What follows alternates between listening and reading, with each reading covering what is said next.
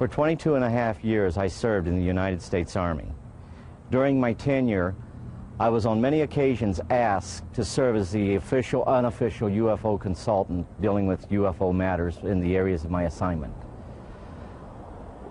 As a result of my involvement, I was able to ascertain that the United States government knew a whole lot more about UFOs than it was telling the American public. That there was an intelligence involved, that there was a highly evolved technology.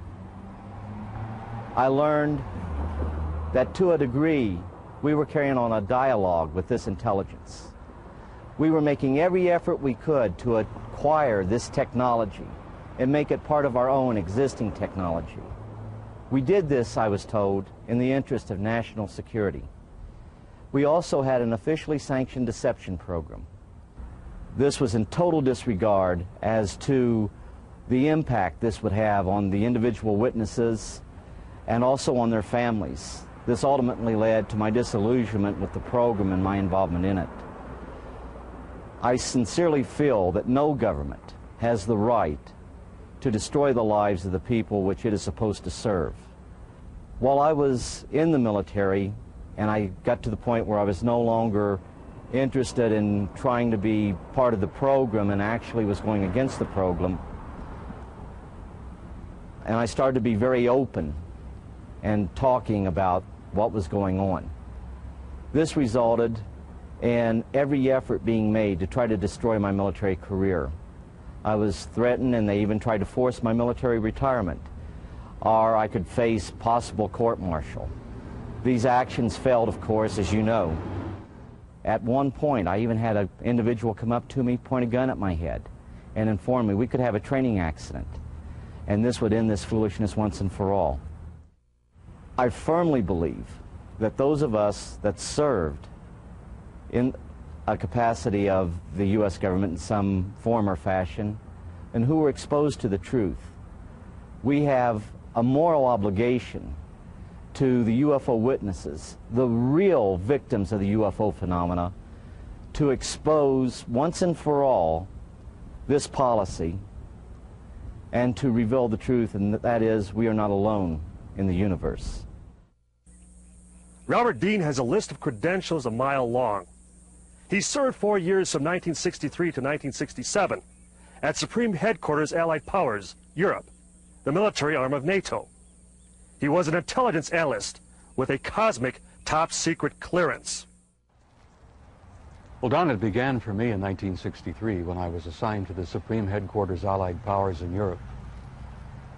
I arrived in the summer of '63 and I was assigned to the Operations Division. I was further assigned to what we call SHOC, the War Room, the Supreme Headquarters Operations Center. And at that time, I was given a cosmic top-secret clearance, which was and still is the highest level of security access that NATO has. When I was assigned to the War Room, I learned that a study had been initiated in 1961, and everybody was talking about it. They were gossiping about it. And the subject was UFOs, and that intrigued me a bit. When that study was concluded in 1964 and it was published, and I was still working in the War Room at that time, I had access to this document. I had a chance to read it. And having been exposed to it, I must tell you honestly that my life has never ever quite been the same. Because I read first-hand reports, verifiable NATO military material that indicated that the UFOs were not only real, but they represented something far beyond anything I had ever imagined before. When the study was concluded in '64, they concluded that there were 4 different groups apparently coming and visiting us. Out of those 4 different groups, one group looked exactly like we do, so much so that they could sit beside you in a restaurant or in an airplane or in a theater, and you'd never know. And that particular point bothered the military guys a lot. The point being that some of these people from somewhere could be walking up and down the corridors of SHAPE headquarters, or they could be walking up and down the corridors of the Pentagon. One day at lunch, a lieutenant colonel made the remark, he says, "Jesus, do you realize they could even be in the White House?" And there was a little forced laughter at that point, I remember, because a lot of us over the years have had some misgivings about the occupants of the White House. But the point I'm making is that the idea that aliens could be here in our midst bothered the military, because if you're not paranoid when you go into the service, you're certainly trained very quickly to be so. It's the nature of the military mind, I think, to be paranoid. But that was only part of the story. The shape conclusions in '64 were that there were 4 groups that we knew of. They were apparently interplanetary. Some very likely were interstellar. They even concluded that some of them could be intergalactic. When I retired in 1976,